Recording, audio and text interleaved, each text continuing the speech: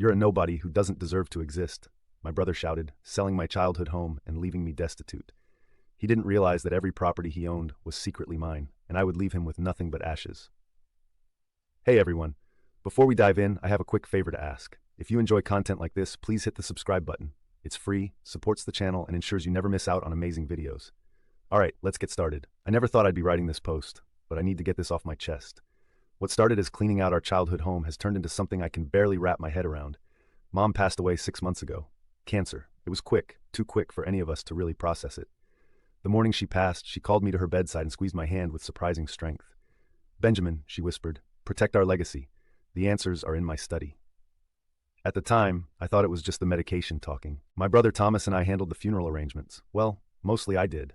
He kept making excuses about being too busy with important meetings to help choose the casket or write the eulogy. That should have been my first red flag. But grief has a way of making you overlook things. The real problem started last week. I was sorting through Mom's study, going through decades of family photos and documents when I found her diary, hidden behind a loose panel in her antique desk. As I flipped through it, my hands started shaking. The most recent entry was dated just 2 days before she passed. "Thomas came by again today. More demands. He thinks I don't know about the money he's been taking from the trust. My sweet, foolish boy, always so focused on having more than everyone else. But I've prepared for this. Benjamin will understand when the time comes." I was still trying to process this when Thomas barged in, waving some papers. "I'm selling the house," he announced, not even bothering with a hello. "I've already got a buyer lined up. They want to tear it down and build condos." "What? You can't just—" "Actually, I can. I'm the executor of the estate," he smirked, looking around the study with disdain. "You need to clear your stuff out by Friday." "This is our childhood home," I protested. "Mom would never." "Mom's dead," he cut me off coldly. "And let's be honest, you're in no position to stop me. You're a nobody who doesn't deserve to exist in this family. Always following the rules, playing it safe, being Mom's perfect little boy. Well, guess what? That got you nowhere." I stood there, diary clutched behind my back, as he continued ranting about how he'd made something of himself while I was wasting my potential. But my mind was racing, connecting dots I should have seen months ago. The missing statements from the family trust, the way Mom had been systematically reorganizing her study in her final months, the strange conversations with our elderly neighbor Ivy about property lines and old deeds. "You need help," I said quietly when he finally ran out of steam. He laughed. "From you? Please, I've got everything under control. Just get your worthless self out of my house." My house, actually, but he didn't know that yet. See, while he was busy belittling me, I'd spotted something interesting in the stack of papers he was holding. Property records. But not the originals. I could tell because Mom had shown me the real ones last year, complete with her distinctive notary seal in the corner. These were copies, and poorly done ones at that. I waited until he stormed out before pulling out my phone to call my friend Ezra. "Remember that conversation we had about Mom's estate planning?" I asked. "I think it's time to dig deeper." Looking back, I should have seen this coming. Thomas had always been the aggressive one, the one who thought rules didn't apply to him. When we were kids, he broke my arm and convinced our parents it was an accident. In college, he borrowed money for textbooks and bought a car instead. But this was different. The diary entries went back years. Mom had been watching, documenting, preparing. She knew exactly who Thomas was, and she'd put safeguards in place. I just had to find them. I spent the rest of the day going through her papers methodically, tax records, property deeds, trust documents. With each folder, the picture became clearer. Mom hadn't been confused or medicated when she'd given me that final message. She'd been giving me a mission. That night, I got a text from Thomas. "Movers coming Thursday. Whatever's left gets trashed." I texted back a simple okay and smiled for the first time in months. Let him think he's won. Let him play his games with his fake documents and big plans. Because what he doesn't know, what Mom made sure of before she died, is that every property he thinks he controls actually belongs to me. The best part? He has no idea what's coming. I'm meeting with Ezra tomorrow to go over everything we found. Mom left us a paper trail a mile wide, and Thomas's fraud isn't nearly as clever as he thinks it is. I'll update when I can, but I need to be careful. Thomas has always underestimated me. It's time to show him exactly what this nobody can do. Update 1 first. Thank you all for the supportive messages. A lot has happened in the past week, and I've been documenting everything meticulously. What I've discovered makes my head spin. The morning after my confrontation with Thomas, I met Ezra at a small coffee shop downtown.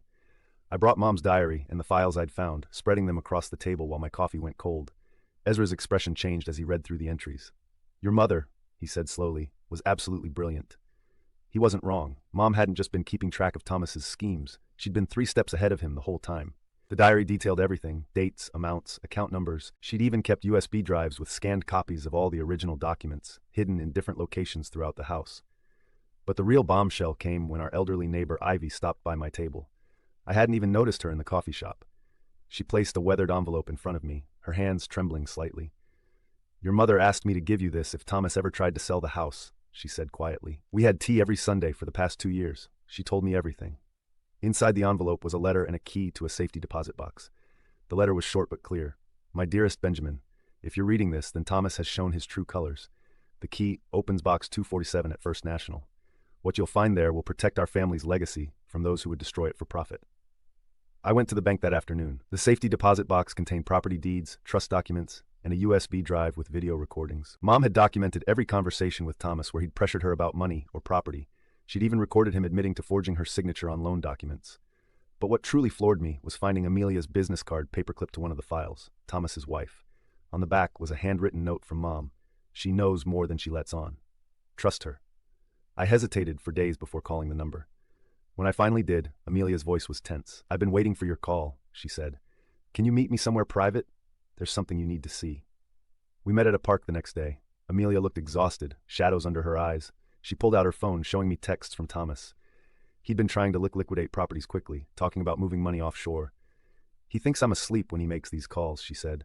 "But I've been recording everything. Your mother, she warned me this might happen." It turns out, Mom had approached Amelia months before her death. She'd seen how Thomas treated his wife, recognized the same patterns of manipulation he'd used all his life. Amelia had been gathering evidence ever since, waiting for the right moment. "I'm not just doing this for you," she said, her voice steady. "I'm doing it for me, for your mother, for everyone he's ever tried to control." The pieces were falling into place. Mom's careful planning, Ivy's weekly tea sessions, Amelia's quiet documentation. It was all connected. Thomas had been so focused on bullying and intimidating everyone that he never noticed the network of support being built around us. Yesterday, Thomas tried to close a deal on one of the properties.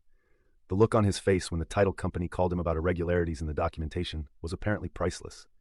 Amelia recorded his meltdown afterward, all that cool confidence crumbling as he realized something was wrong.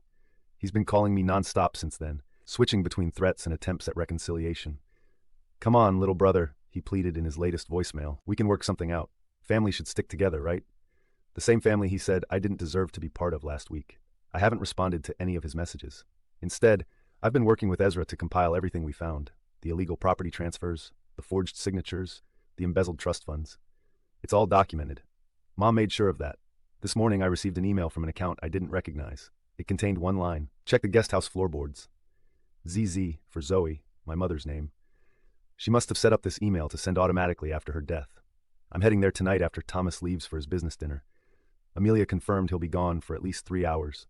I don't know what I'll find under those floorboards, but knowing Mom, it'll be something that changes everything. Again, I have to be careful about what I share right now, but I promise to update when I can. Thomas still thinks he's in control, still believes he's the smartest person in the room. He has no idea that Mom spent years building a case against him, that every move he makes now only strengthens our position. The property records he's been waving around, they're going to look very different once the originals come to light. Tomorrow, we start the legal process. Mom made sure I had everything I needed. I just had to be patient enough to find it all. To those who asked, yes, I'm documenting everything. Yes, I'm being careful. And no, I won't let Thomas talk his way out of this one. Not anymore. The guest house awaits. Update 2. I've been staring at my computer screen for an hour, trying to figure out how to write this update. What I found in the guest house changed everything, just not in the way I expected. The floorboards in the back bedroom came up easily. Inside was a metal lockbox containing a stack of letters, written over the span of 20 years. They were from Thomas to Mom, starting from when he was in college. The first ones were normal enough, asking for money, making excuses about grades, but they grew increasingly hostile over time. I know about the offshore accounts. One letter from 2015 read, "Either you give me control, or I'll make sure everyone knows what you did." That stopped me cold. What offshore accounts? My mother was the most transparent person I knew when it came to finances. She documented everything, kept meticulous records, unless... I called Ezra immediately. Remember how we couldn't trace some of Thomas's money transfers?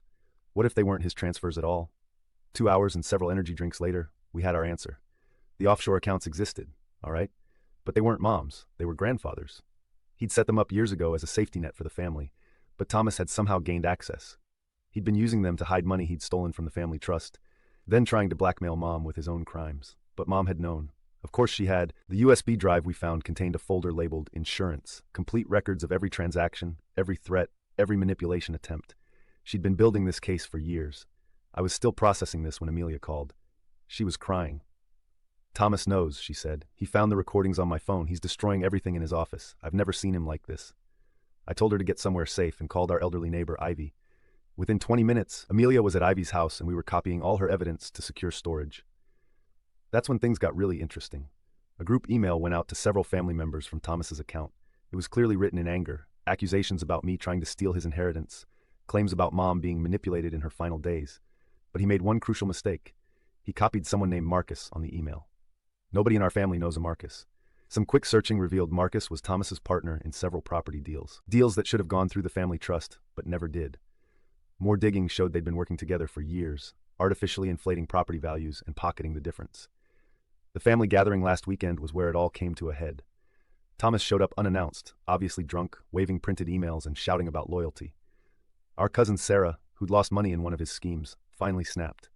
"You want to talk about loyalty?" she yelled. "How about when you convinced me to invest my kid's college fund in that guaranteed return property deal, the one that mysteriously fell through after you and Marcus took your cut?" The room went silent. Thomas's face went from red to white. "You don't know what you're talking about," he stammered. But Sarah wasn't finished. She pulled out her phone, playing a recording of Thomas and Marcus discussing how to restructure the investment to their benefit.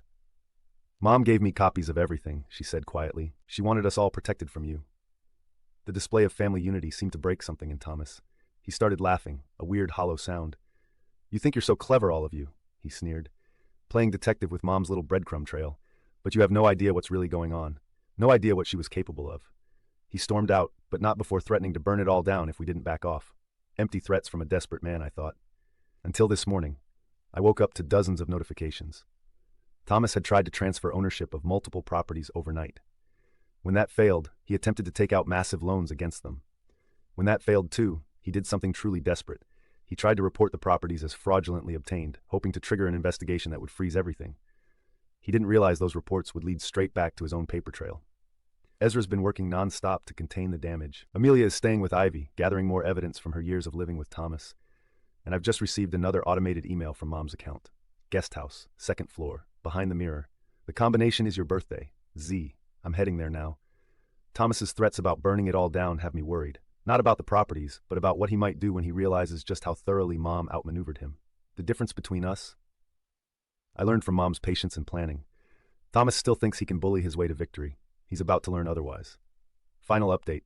The safe behind the mirror contained exactly one thing, a printed email thread between Mom and Thomas from 15 years ago.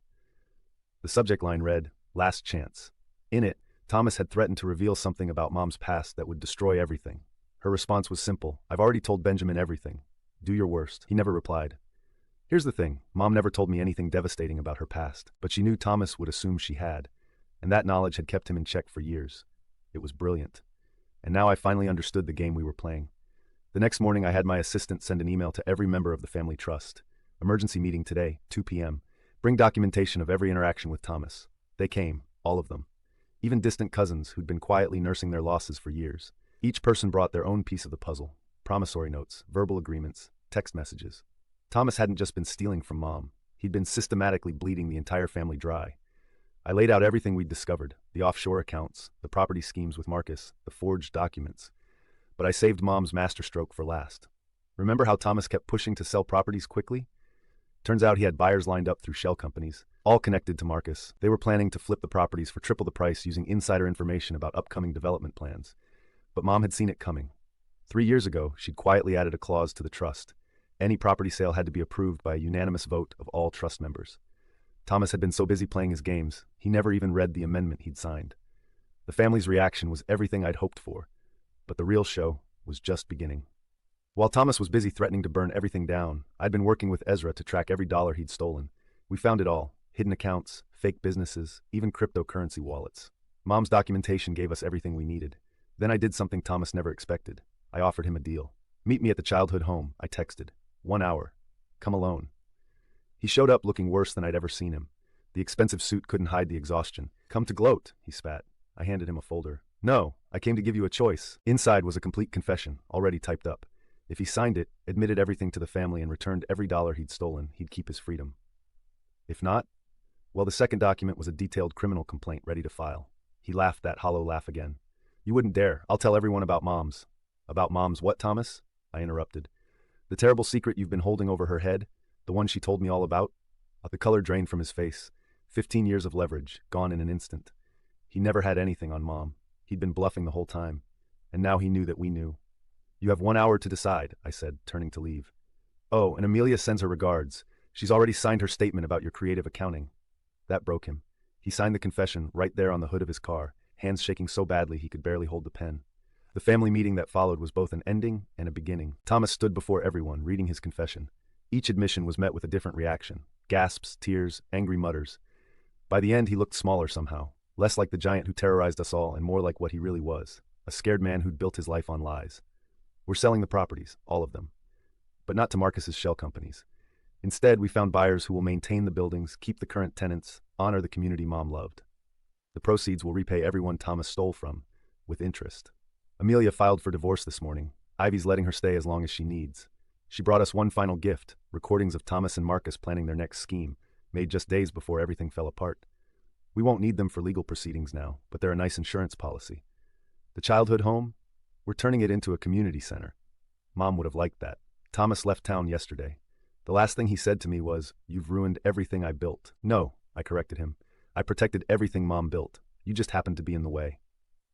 We found one last note from Mom this morning, in an email scheduled to arrive exactly 1 year after her death. Benjamin, if you're reading this, you've probably already figured everything out. I'm sorry I had to leave this mess for you to clean up, but I knew you could handle it. You always were the strongest of us all. You just needed to realize it. Love, Mom. She was right. I just needed to realize it. To everyone who followed this story, thank you for your support.